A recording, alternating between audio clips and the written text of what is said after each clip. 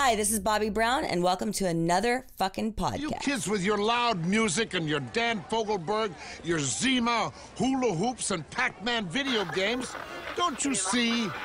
People today have attention spans that can only be measured in nanoseconds.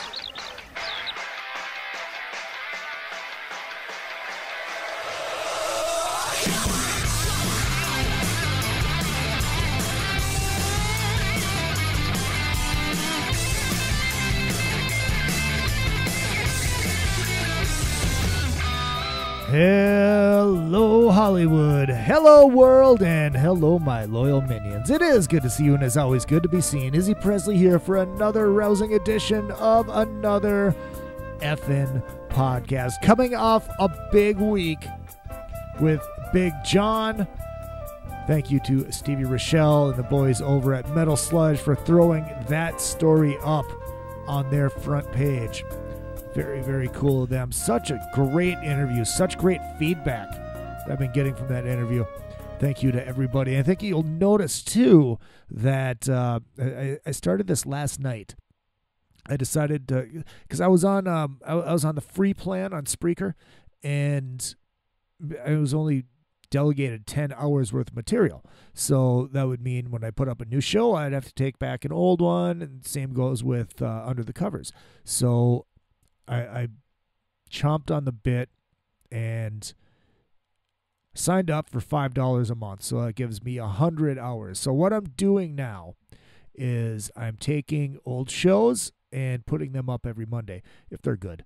Good guest, that kind of stuff. So every Monday, you'll pretty much every Monday you'll get a classic show. I'm going to probably do the same every Thursday with the covers show too, I believe. So we can make sure to get all of those cover shows up. But, moving forward, it's only good things for another effing podcast. Like tonight, I am honored. I will be joined by Brent Muscat. He was in Faster Pussycat for their golden years, and now in the Sin City Sinners in Las Vegas. And should be a really fun conversation. I can't wait. You know me, I love Faster Pussycat. I'm a huge Faster Pussycat fan. And I had Ace Von Johnson on from Faster Pussycat from the current lineup a few months back, and that was a great, great show. Great response from that. And I reached out to Brent last night, actually. Late last night. I was guestless. And what the hell am I going to do? Hey, Brent Muscat just posted something. Oh. So I hit him up, and boom, there you go. We'll have Brent Muscat. Originally from Faster Pussycat and now in the Sin City Sinners. Talking a lot of good stuff. Really excited for that interview. So make sure you support the sponsor, Rockstar Leatherworks. RockstarLeatherworks.com. It's leather bands, cuffs, and watches, and badass gear. Just like I say every week, go there, you'll buy one thing, you'll get it, you'll be like, God, this rules. And you'll buy something else. That's how badass their gear is. Just go do it. Go buy it, rockstarleatherworks.com. You can support the show. You can follow the show on Facebook, facebook.com/another effin' podcast. And on Twitter, I am Izzy_Presley. And, of course, feel free to email me, Izzy@IzzyPresleyProductions.com. If you're a hot girl, feel free to email me pictures of your boobs. Let me bless the boobs. And also, if you want to financially support the show, because this is not free to put on, and I do not want to charge, and I never will charge for this show, Izzy.Presley@gmail.com is your PayPal. Izzy.Presley@gmail.com is the PayPal. And what that money is going to is $5 a month to pay for the hosting on Spreaker. It's going towards internet costs. It's going towards costs for the program that I record this on, which costs $20 a month. So the money goes straight back into the show. It goes to better gear. I need a new microphone. I can save some of that money up. I can buy that. I need a mixing board, studio monitors, shit like that to make the show better. And also make the covers show better. Under the Covers with Izzy Presley. You'll love that show too. Your favorite bands honoring their favorite bands. Call your program directors at your favorite rock stations and get on that. So we want Under the Covers on our radio stations. But yeah. So with all that shit going on in Ferguson, it's been, watching the news last night here in Los Angeles. I expected something. I didn't know what to expect. I didn't expect the LA riots. Thank Lemmy we didn't get those. But basically, what we got, our protests were self-righteous white people. Prius drivers, who are most likely self-righteous white people, and smelly hippies that ride bicycles everywhere. Smelly hipsters that ride bicycles everywhere. They're the ones out laying in the streets. Oh, they're marching. They're marching because, the truth hurts, I guess. They're marching, but no, let's go lay down in this busy intersection in Hollywood and back fucking traffic up even more. Luckily, I was sitting here in the air chair watching it unfold on the news and not being out stuck in this traffic. And I think everybody knows that LA traffic is not good. It's not. It's horrible. But I knew that coming in, therefore I cannot complain about it. It's like going back to Minnesota and complaining about the snow. You know it's there. You know what you're getting into. Stupid ice and stupid cold bullshit. So then it wasn't enough. No, it wasn't enough just to lay down and block, a busy intersection in Hollywood. Not just march past it. No, just lay down for 4.5 minutes because that's how long it took the fucking ambulance to show up. Then these fucktards, still marching through downtown LA, we want to go on the freeway. Cops stopped them. No, you're not going on the freeway. And they stopped them for a while. Then the fucking fucktards, oh, look, I'm going to go climb the embankment and go on the freeway anyways. I'm not going to walk up the on-ramp that you're stopping us from. Oh, look, I can just crawl right up on this embankment. So they did. So they stopped traffic on the 110. Stopped. Both lanes. Again, I was sitting in the air chair or I was laying in bed, one of the two, watching the news. I wasn't in it. And thank Lemmy I wasn't, because I would have been fucking furious. I was furious watching it. Furious watching it. It was pretty fucking pathetic. I know, you got to go out and wave the flag. You think something wrong had been done. I'm not getting political. I think everybody knows my stance on this. The truth came out, and that's the bottom line. That's all I'm going to say. I'm not going to go on some fucking self-righteous fucking right-wing fucking rant on it. The truth came out, and that's the bottom line. And like I said, obviously, truth hurts. But let's move on to something funner. Yes, I said funner. I sometimes say gooder. It is time to bring in the one and only, the Great Bobboo. Time for a little fantasy football talk. Cue the music. Please welcome, from parts unknown but making his home in Sheboygan, Wisconsin, weighing in at 749 pounds, he is the fantasy football guru of another fucking podcast, the Great Bobboo, Jim Bauer!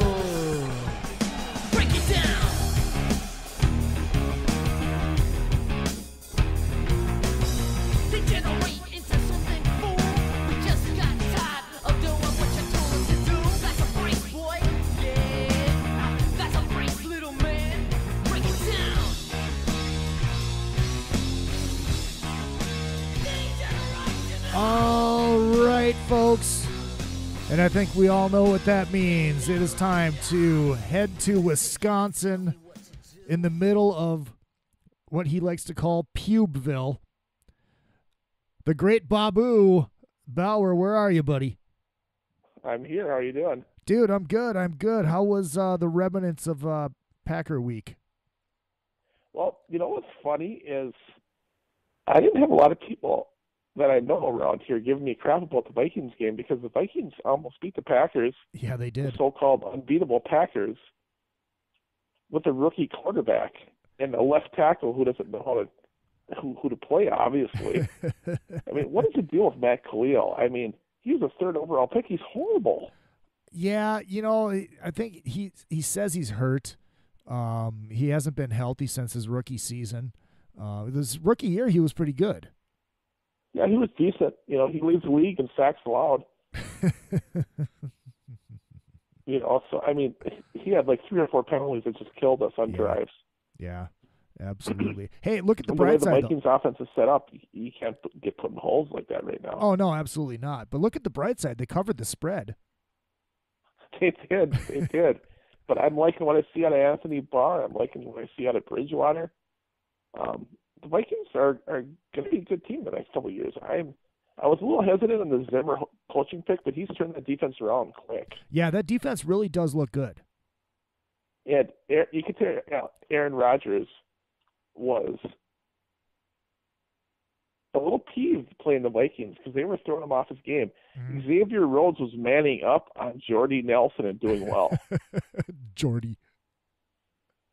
But I want to bring up a quick point here while we're talking about the Packers-Vikings week. Okay, so Aaron Rodgers, after the post-game interview, made it a point to drink grape soda. Hold it. And It's not soda. It's pop. Pop. And some of the reporters were, making jokes about Aaron Rodgers' career against the Vikings and stuff like that, And Aaron Rodgers is a good quarterback, don't get me wrong. Mm-hmm. But he is cocky. Cocky almost to the point of arrogance. Right. And the Packers have always been like that. So maybe this is the Vikings fan living in Wisconsin seeing this. But the Packers get allowed rules that other teams don't get. Like the whole Lambeau Leap thing is a joke, okay? Mm-hmm. Only they can celebrate an end zone celebration, but if anyone else does it, they get a 15-yard flag. Yeah, that is kind of horse shit. I don't get that. They're like, well, they were grandfathered in. That started when Brett Favre was playing. It's not like this was something that happened in the 60s with Bart Starr. Come on. It just didn't happen, But right. they got to appease all those NFL owners out there that the Packers have. Mm-hmm. Well, they got 3 million NFL owners. Wow, that's really good. How do you guys all decide the same thing? It's funny. The last show with Big John got on the front page of Metal Sludge, and the guy who puts on Metal Sludge is Stevie Rachelle, who were one of my friends. And thank you for the pub, by the way, Mr. Rachelle. And he's from Wisconsin, so he's a Packer fan. He's a cheesehead, and he was listening to the show. He's like, oh, what's up with this guy? I'm going to shove my fucking ownership papers up his ass. Just turning into, Packer Rube, which, of course, that term is pube. Did you coin that term, or is that something? Oh, I totally made it up. Oh, dude, that's but great. It still fits. That is golden. That is golden. And, he sent me this song because Mr. Rachelle has this rap band, this almighty rocker who went platinum 0 times in the era when everybody was going platinum. Stevie, I love you. I got to jest with you a little bit. But he's got this rap band called CWA, called Cheeseheads with Attitude. Now, he sent me the song, and I made like I was going to play it on the show, but after listening to it, I just can't fucking do it. I sent it to you. I sent it to you. I listened to it, and I was just like, wow. I mean, if he really wants to know how to make a song about a team that he likes, listen to like some of the Slave Raider. Was it Slave Raider? Or was it Chainsaw that did a lot of those Vikings? Oh, it was Slave Raider. They had the Twins one from '87, When Twins Win, and then they had When the Vikings Strike. And yeah, those were good songs. And then the ultimate one, You Can't Hide from the Purple Pride, the Minnesota Vikings rule. So I think those have some talent behind it, right? And I'm listening to this song, and I'm a minute passes by, 2 minutes. I'm trying to think of something redeemingly humorous about the song, Right. and it's making my ears bleed. And I'm thinking to myself, I would rather have Adrian Peterson babysit my kid than finish this song. Oh, my God. We got to get Stevie on this show. And during this segment, I think it would be fun. I'm calling you out. Stevie Rachelle, I am calling you out. You have been challenged to show up on another effing podcast. I know you can't come on this show as a guest yet because you made a promise to somebody else first. You'll be on in the future. That's fine. But that doesn't mean you can't come on and have a little pube talk with the Great Bobboo.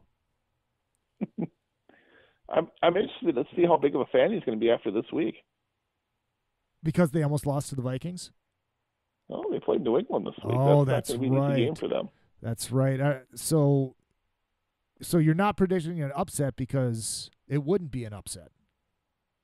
Well, that game, I think, is going to be close. It's in Green Bay. It's supposed to be really cold, but New England's used to that cold weather. Yep. It'll be interesting to see how that game plays out. I wouldn't really call that one my upset pick of the week. Right. I don't know. I guess my upset pick of the week this week is if Robert Griffin III is still playing at halftime. I mean, that would be a surprise to me. Man, he has turned to shit, hasn't he? I don't get it. Like 2 years ago, I mean, I don't know if he lost all his confidence or that knee injury took all his strength away, strength and speed away, where he's not able to do that anymore. But I don't know. It's just kind of sad. Do you think he came back too early this year? I don't think that's it. What I think is he's a running quarterback first. Right. Shanahan first tried to do it when he came back from the injury. Jay Gruden's trying to do it this year. They're trying to make him into a passing quarterback. That's not what he is. He can't read defenses. Okay. He's best when he's running on the move. He causes people to do other things, and they have a good running game. They have talented guys on their team. Mm-hmm. You can't keep asking for that stuff and saying and getting. It's kind of like Jay Cutler in Chicago. Oh, he doesn't have any receivers. Now he's got all these receivers. Oh, he doesn't have this. Now he has this. It's like sooner or later you got to put up or shut up and prove that you belong in this league. And I don't think he's someone you want to invest a lot of money in. So you were watching Raw last night. Did you tune into the Jets and Buffalo game in Detroit? You know what? Those games last night were pathetic. Like the NFL is. I love football. Don't get me wrong. Yes, we know. But I've never seen more bad defense in my life. And here's another thing I want to bring up. This kind of ticks me off. I'm not at a Ferguson, Missouri level of anger, but okay, so you heard about this Dominic Raiola for the Lions, who was mad that the New England Patriots were running up the score? No, I didn't hear about that. So he cheap shotted a guy while they were kneeling down the ball. He was the center for the Lions. Basically went after the New England guy's knees. This guy doesn't get fined. What? Yeah, he didn't get fined. And my whole thing is the NFL is preaching safety for players. Yep. Is it just for quarterbacks Yes. and wide receivers or what the deal is? I mean, yes. Someone could have seriously got hurt. And I just think there's no offense. I hope I don't offend anybody out there. Actually, I hope I do. But Adrian Peterson should not have been suspended for a whole year. I agree. Now, you're setting a bad precedent on misdemeanors. When people start getting nailed with misdemeanors, do they have to sit out a year, or is it based on – because they first said we got to let the due diligence played out. Well, he pleaded out to a misdemeanor. I could see if it was a felony or something. He's already served that time. I mean, everybody likes to compare these athletes to Joe Blow. Well, you know what? If me and you did something like that to our kid, which God hope we wouldn't, first of all, we would probably not go to jail. Right. It wouldn't make that big of a deal. And for one, we wouldn't lose our jobs. We couldn't not work for a year. You know what I'm saying? Right. Absolutely. I mean, if the NFL really wanted to make it matter, they would have let Peterson play, and 50% of his salary went to child abuse advocates, that type of thing. A good charity, you know what I'm saying? Right. Well, this is the thing. Make that. You got Goodell. Goodell pretty much just flies by the seat of his ass. You know, he doesn't. There's no precedent. It's just all right. Well, that's kind of like that, so that's what we're gonna do for this. Yeah, he's the boss. Yep. He does what he wants, and he reports to the owners, and as long as the owners are making money, yep. And that is like a lottery ticket right now. They don't really care. Absolutely. Moving on. As much as people want to think they Go do, ahead. they don't. Yeah, absolutely. Moving on to fantasy. What are we looking at this week? Who do you like? Who do you don't like? Well, I'll tell you what. The playoffs are approaching for a lot of people. I did clinch my spot in another effing podcast. I don't fantasy playoffs. You know, I'm not going to lie to you. I don't think I've even looked at the standings once. Maybe it's because I'm concentrating on another effing podcast, Hockey League. Which I'm actually, for my first year, I'm actually doing quite good in that. It's fun, isn't it? It is. You can put your whole lineup in at a time, and it makes defensive players a lot more interesting. Right. With the different stats, you know, because football is basically fantasy football is just basically offensive. You get those people that do like leagues where you get sacks, individual defensive players. I just never got into that. It's too much. Because it's hard. But like hockey is it's a fun sport to watch. It's a good sport, and like fantasy hockey makes it a little more interesting. Oh, absolutely. All right, so back to fantasy football. So you clinch your spot. Playoffs are coming up. I'll tell you some guys I don't like this week. I do not like Colin Kaepernick going against Seattle. Kaepernick has had not a great year this year for San Francisco. Right. San Francisco has had a really down year, but they're getting a lot of players back either off suspension or get players back that have just been injured. Uh-huh. Unfortunately, they lose some of their good defensive players, but I do not like Colin Kaepernick this week against Seattle. I think that is a bad matchup for him. Obviously, Robert Griffin III, unless every other quarterback in the NFL is taken, I would not start him. Obviously, in terms of the running back position, I don't like Eddie Lacy this week. I think Eddie Lacy is an overrated back. He had a great game against the Vikings, but there again, Green Bay was trying to spread the ball a little bit, and they were not passing the ball effectively against the Vikings. Mm-hmm. Green Bay gets very irritated when they can't hit these long bombs with Jordy Nelson, these long pass plays, and they really couldn't. They had to resort to it. If you look at the touchdowns and the big plays they had, it were like these shovel passes to Eddie Lacy, where the defense was more concerned with Rodgers passing. Yep. The one thing I didn't like about that game is the Vikings were poor on covering Rodgers. They would just let him open and run for 20, 30 yards, which I thought was bad. Yeah, you can't do that. But overall, they did a good job.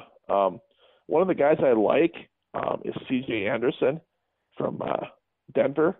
That running back trio that they have going on with Ronnie Hillman and Monte Ball, C.J. Anderson might come out of that one. And you would be a little surprised. People are surprised at some of these waiver wire pickers. A guy I like is the Indianapolis Colts running back Dan Heron. He's a rookie, mm-hmm.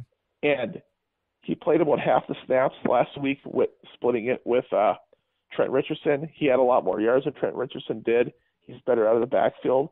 I think going forward and even going into next year, he's going to be the running back in Indianapolis. That offense is extremely explosive. Did you see my my excellent waiver wire pickup for this past week? Who was it? Who's the running back that got cut by the Browns that the Vikings picked up? Tate? Yes, I picked him up and I started him instead of Marshawn Lynch. Why did you do that? I had a feeling that Lynch wouldn't have a good game. I'm like, fuck it. You know, he's a new running back. They're going to fucking put him in. And, yeah, they didn't. Wow. Yeah, that's not my brightest move. Another two guys that I'm high on, and chances are most people have these people. When I'm talking about these guys, it gets to be a little late for waiver wire pickups when we're going into week 13. Right. Unless you're really struggling or you got a big injury. But Mike Evans, a receiver from Tampa Bay, is starting to put up huge numbers. He's a rookie, and he's really starting to come along. Emmanuel Sanders from Denver, who would have thought that he would have the best numbers out of that offense? Yeah. In terms of the most targeted guy, I believe he has the most touchdowns. Well, actually, Julius Thomas does, I think. But in terms of wide receivers, Wes Walker is really non-existent in that offense now. He's only getting targeted a couple times a game, and I think that is extremely well. A guy, if you're out there looking for a tight end, he's available in a lot of leagues still. Is Kyle Rudolph from the Vikings? Yeah, we really saw him kind of step up again this week. Yes, and he's starting to get healthy. Yeah. And a tight end is a quarterback's favorite weapon, just because they can be their outlet so many times. And definitely, if you get a chance to pick him up, I think it's going to be a good pickup for you. Well, even a rookie quarterback's favorite outlet. Oh yeah, but you know what? Bridgewater impresses me because when he makes all those reads, which is something that Robert Griffin III can't do, or even Kaepernick. Mm-hmm. But what he does that I really like is he steps up in the pocket. Instead of running all the time, he avoids the rush and he's able to find the guys, Mm-hmm. And I did have someone point out to me this week, and I didn't even think of this, but one of my friends here in Wisconsin, I thought Teddy Bridgewater and Gary Coleman were the same person. Did Jeff Charles move to Wisconsin? No, he's still in. He's probably crying right now after the Lions got destroyed by New England. But yeah, he is. He's like, he looks just like Arnold from different strokes. I guess he kind of does. I guess if you look at it a little bit, but I like Bridgewater. I was down on that pick to begin with. I'll admit when I was wrong. I think he's going to be a good quarterback, even going into next year. If we can get a few more weapons around him and get left tackle that can help. Well, that would be a glorious thing. And, oh, God, what else do we got? How long is Lesnar going to hold the title? How long is Lesnar going to hold? He's going to lose it at WrestleMania. Okay, so that's your prediction. He's going to lose it at WrestleMania to Roman Reigns? To Roman Reigns. Roman Reigns, he is going to win the Royal Rumble, in my opinion. Okay. And then he's going to beat Lesnar at WrestleMania. And is Sting fighting Triple H at WrestleMania? That is my opinion. But you know what? I heard what's going to be the main event at WrestleMania this year. Is it Brother Love? No. It's The Undertaker is actually coming back. Okay. To fight that bunny. What is up with that? I don't know. And it's going to be somebody we know underneath that thing. You know it is. Hornswoggle or what? No, it's too tall to be Hornswoggle. Who do you think it is? I don't know. But this is my problem with fucking WWE now. It's almost like it's turning back into what it was when we stopped watching it. Remember that? It was. Oh yeah. That was like it's like the new Doink. Yeah, Doink, and you remember the chicken?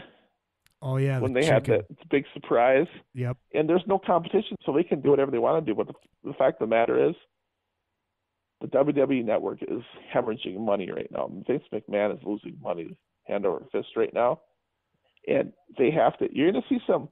I think you're going to see a little more, because if you've noticed, like the last few weeks, like some of the Dean Ambrose and Bray Wyatt stuff, it's been pretty nasty. Yeah. And I like that they put Ziggler over.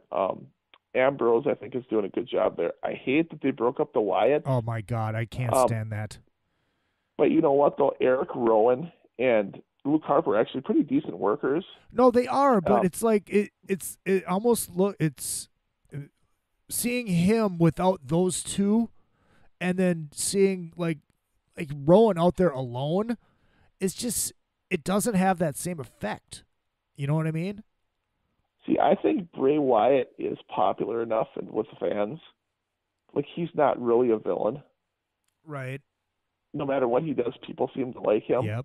I think him and Ambrose are going to end up feuding and then coming together. Oh, that could be interesting. That's going to be a great feud. I just think it they're is. both crazy. I think they're feuding right now, pretty much. Yeah, they are. Yeah, but I think that's going to end probably at the next pay-per-view, and something's going to happen. I'm really kind of in limbo on what what direction the WWE is going. I mean, I don't see it. Other than Roman Reigns, you know, you got Brock Lesnar. Yep. I think they're really going to give a push for Ziggler too. I hope so. Well, I tell you what, we're running out of time here. But, you know, if you want to find Bobber on the Facebook, it is facebook.com/another effing podcast fantasy football guru. That's a mouthful. I've heard that before. On Twitter, it is at AFPFF Guru. Okay? AFPFF Guru. Find him, ask him questions, and tell him you love the Packers. It'll be a great conversation. Bobber, we'll talk to you next week. Get better, my friend. Have a good one. And that was the Great Bobboo. Jeff Bauer, the fantasy football, the Karnak of another effing podcast, fantasy football. Coming up after the break, I will be right back with the man, originally from Faster Pussycat, now with the Sin City Sinners in Viva Las Vegas, Mr. Brent Muscat, right after this. RockstarLeatherworks.com is your home for badass rock and roll gear. Featuring 100% handmade leather bands, watches, cuffs, bracelets, and more, Rockstar Leatherworks has something for everybody. Whether you are going to the show or you are in it, you can find something to fit your needs. Choose from a variety of designs or create your own masterpiece. Their bands and watches are second to none. They also ship internationally. Who needs a stage to be a rock star? Check out RockstarLeatherworks.com. All right, and we are back on another effing podcast, and it is time to welcome a man who was formerly in one of my favorite bands of all time and now in the Sin City Sinners, Mr. Brent Muscat. Welcome to the show, my friend. Hey, how are you? Dude, I'm great. I think last time I talked to you was in Vegas, obviously. Probably about a year ago. About a year. You probably don't remember, but yeah, it was about a year ago. It was after the cruise, one of the cruise shows. When you guys were doing I'm lucky enough to be out here in Vegas now. Been out here 10 years. I'm lucky I get to play out here every week.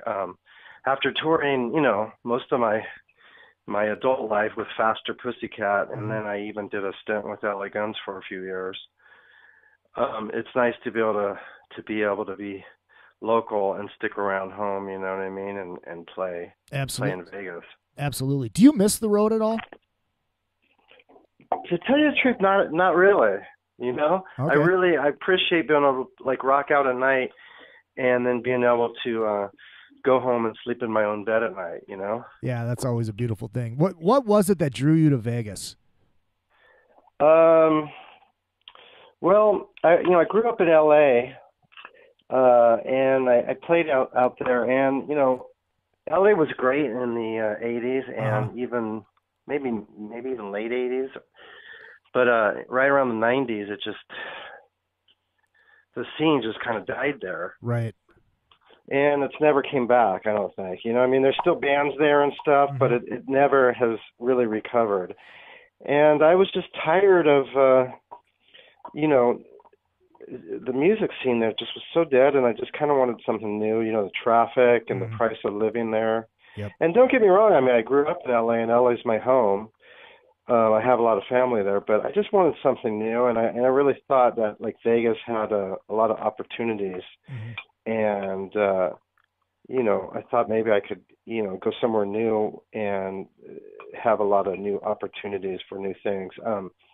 I always thought Vegas had a lot of possibilities, and there was not a huge really rock scene here when I came here, so I thought it would be really really great to come here and start something. And you could actually get paid to play. Yes, the casinos fortunately have a budget, and they can pay you. Which, LA was a lot of pay to play. You know, you had to pay money to play, and I think that really sucks. And no matter what, I think bands, no matter what, should never pay to play. I mean, play for free, maybe, if you want to. Play for charity. Right. But never pay to play. I just think that setting that precedent is just totally wrong. I know. I think it could really ruin a city and ruin the music scene. And I think it really has, because, before I moved out here from Minneapolis, I had an Ace Frehley tribute back home, and which, I want to do out here. But it's Right, like, nice. you know, do I want to pay, you know, $1,500 to, I don't even know what it costs, you know, to fucking play somewhere to get on a bill, but it's like, is it worth Right. it, you know? Yeah, well, you know, I've been really fortunate. I got right out of high school, I was signed and started touring with Faster Pussycat. So I was really lucky that, you know, I got to start, you know, making money really soon. You know, I mean, Right. before, while I was in high school and junior high, I played in a lot of garage bands and Mhm. little punk bands and stuff. But even then, I never paid to play, you know, and Right. I just think that thing ruined LA, you know, and so it was good to get out of LA and come here to Vegas and start something new. Yeah, it's always good for a fresh start. And when you went there, did you have this idea for the Sinners, or was it just kind of something that started when you got there? Well, I'm lucky I have a friend here in town who helps me with stuff, you know, with Cincy Sinners. He manages it and Mhm. stuff, and from the beginning, he's always kind of helped me out with stuff. And him and I always talked about putting a band together and having like different famous people sitting in. Um, and it would be good that way. It would be very economical if you had one band and you had like three or four, you know, famous singers or something. Right. You know, so we talked about that, and then you know, once I moved here, we kind of started trying to do that. I mean, at least not so much just the singer aspect, but we put the band together and we tried to get a lot of the people I toured with as guests. You know, Right. members of Ace Frehley's band or Ace Frehley himself, or we've had Sebastian Bach, and we've had Lemmy, you know, from Motorhead, and we've jammed with Slash from Guns N' Roses. Who else? Sammy Hagar, Alice Cooper. So we've been really lucky to be able to get a lot of people that I knew and had toured with before to sit in with the Sin City Sinners, and I think that helped kind of grow our brand name. Absolutely. Is there anybody that you've jammed with, or you're just on stage going, "Holy fuck, I can't believe I'm jamming with this guy"? I'm trying to think. Well, when we did this one benefit show where in the one benefit we had Sammy Hagar, we had Alice Cooper, Vince Neil, Todd Rundgren, Wow. Slash. I know I'm missing one or two people. There's a few extra people there, but you know, that was one gig where we did this benefit thing, and it was huge. And I just thought, wow, this is awesome. So I had so many, even strange ones. I mean, even Annabella Lewin from Bow Wow Wow. I was really excited to have her because, you know, growing up when I was in high school, I was a huge fan of Bow Wow Wow, and I remember I had a huge crush on Annabella Lewin. So having her was cool. I mean, we've had a lot of smaller guests like that, and just kind of, you know, kind of guests that you might not typically think would sit in with a rock band. We had the teen pop star Tiffany. Yes, I'm familiar with her work. You know, she's a grown woman now. Yeah. She's awesome. But I mean, it was really cool. We did like Sex Pistol songs with her, wow. and Guns N' Roses songs. So, but we've also, you know, doing this band, we've had the best of both worlds. We get to do a lot of covers, but we've also gotten to play a lot of originals and record originals. And we have an original record out. We have a covers record out. We have 2 Christmas records out. We have an acoustic record out. So, you know, this is the best for me. This is just great. I get to do some originals, but I get to play some of my favorite songs, rock songs that I've grown up with, you know, and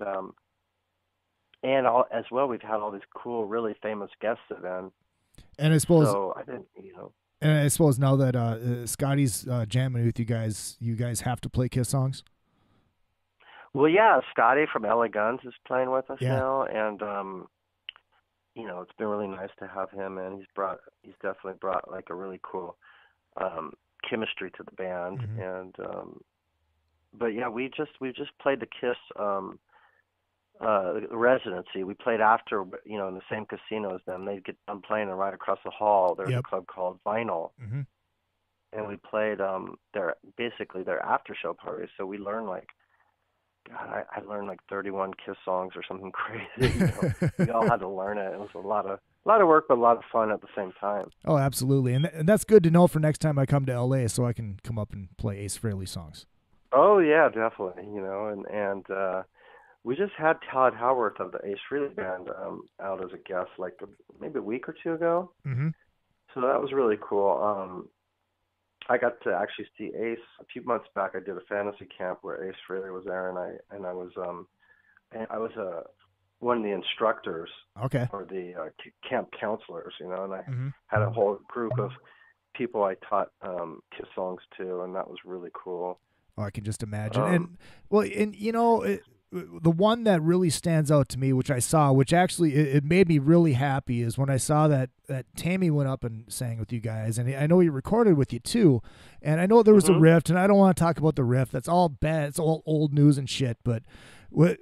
Well, it was nice because we had, as you know, we were quarreling and fighting a bit, Right. and what I tell people is that Taime's like an older brother to me, Mm-hmm. and I grew up with Taime, and we really are like brothers, and we love each other like brothers. But there are also, when you are playing with someone who's like your brother, you have a family member, Mm-hmm. you're going to have fights, Right. and there's going to be that dynamic, that love-hate. When you care about someone, you're going to hate them sometimes too. Mm-hmm.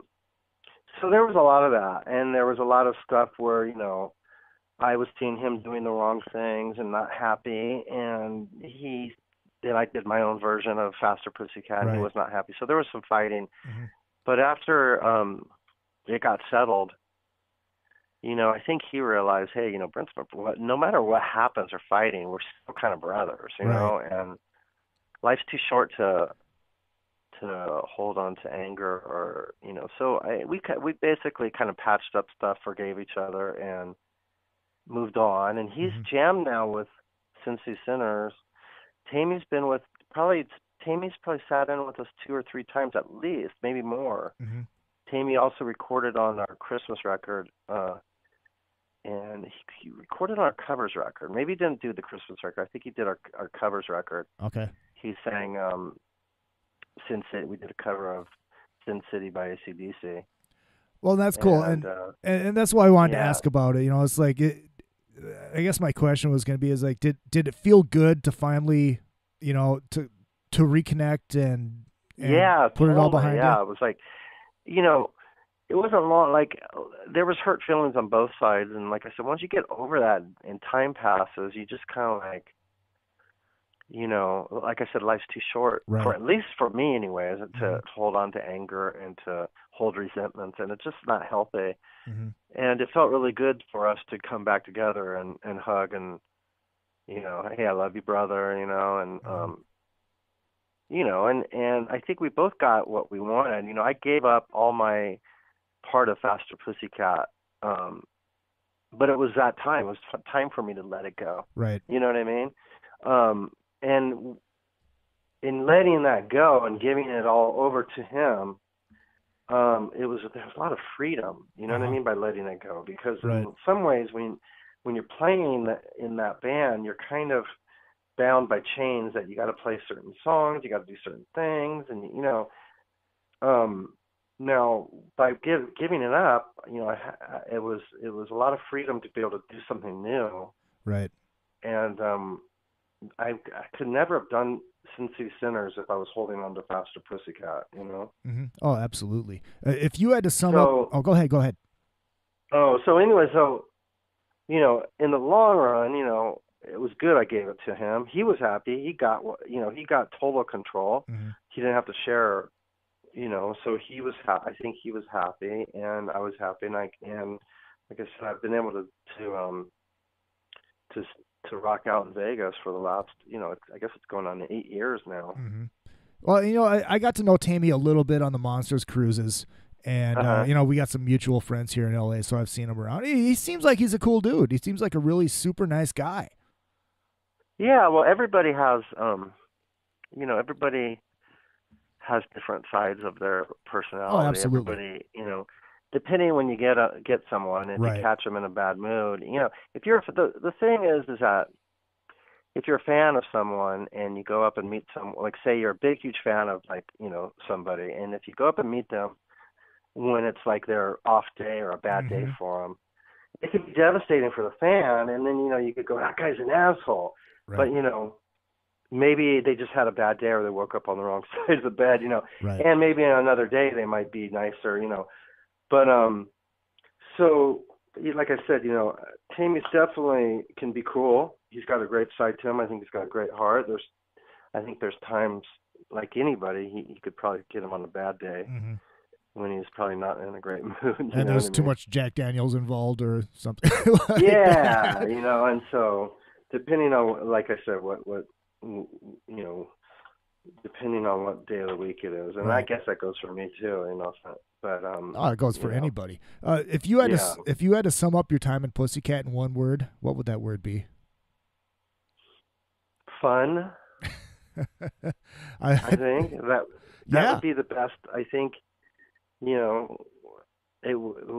I didn't get rich from it. You know what I mean? We had gold records and stuff, but we never really were huge like some other bands. So, and I guess fun. I mean, we made some money. We toured. There was a lot of girls. There was, there was everything there. So I guess, like I said, looking back, I think we had a lot of fun. And that's what it's supposed to be, right? It was a fun time. I mean, that time, that mid '80s to late '80s was really party time. I mean, It was a good time with everything, the economy, the bands like Poison. It's like, even like their song, nothing but a good time. You know what I mean? It's like, and I think that's the attraction of like a band like even Steel Panther. I think people miss that kind of fun party band, you know, thing. Well, music's supposed to be fun, right?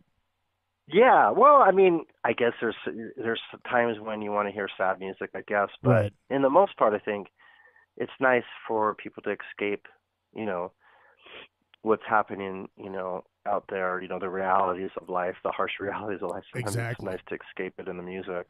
Exactly. Now, you had went through a bout with cancer, correct? Yes. Yeah. Please tell me about that a little bit. Well, I moved here around 2004 from LA, and then after I moved here, I think around 2005, or right around 2004, 2005, I had like a sore spot on the side of my tongue, and I thought it was like a cold sore, and it just didn't go away.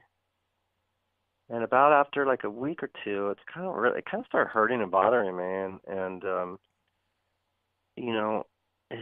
I didn't go away, and then at some point my tongue kind of swelled up a little bit. And I went online, I went onto the internet, I started researching stuff, and one thing said it could be oral cancer, and it said if you have that, go get it right away, because if it spreads, you could die, or, you know. It could be very deadly, oral cancer, and it can really mess you up and stuff. So it scared me, and reading that, thank God for the internet, I read it, and I went, because I was thinking it could be a cold sore, it could be, I thought a bunch of other stuff. I really didn't think cancer. Right. And that's weird, because usually when you go to the internet for that kind of stuff, you think the worst automatically.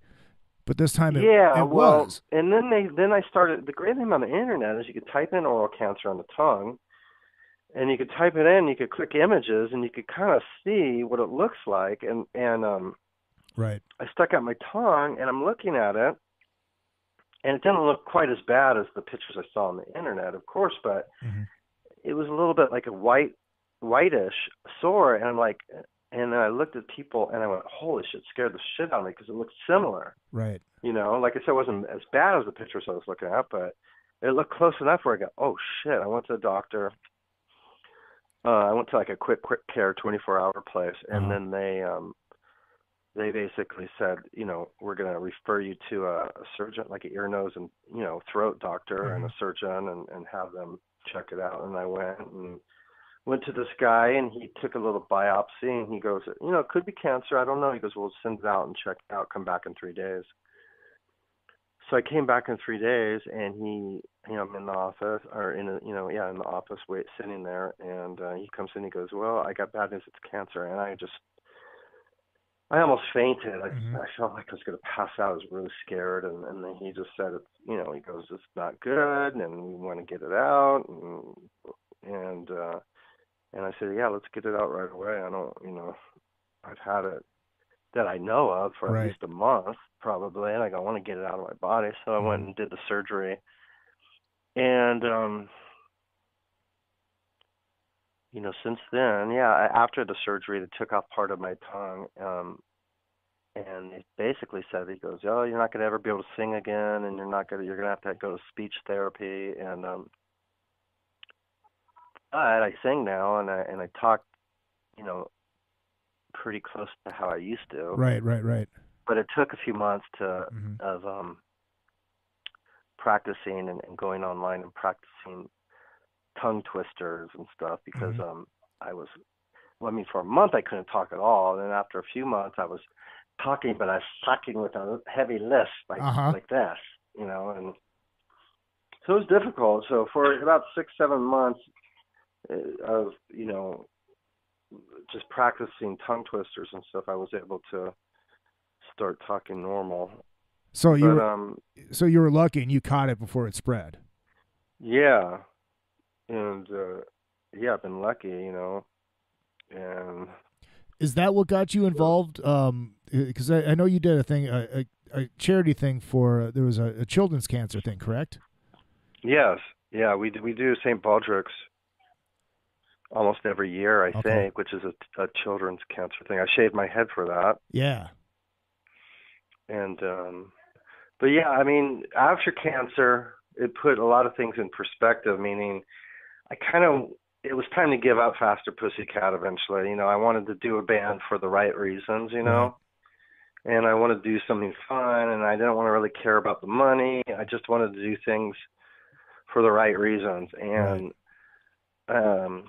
I really do believe that. I believe if you put a band together and you have fun and you do it for the right reasons, I believe you have a better chance of being successful, Mm-hmm. Absolutely. And since we've been doing Sin City Sinners, we've raised over $1 million for local charities. Holy shit, that's impressive. Yeah.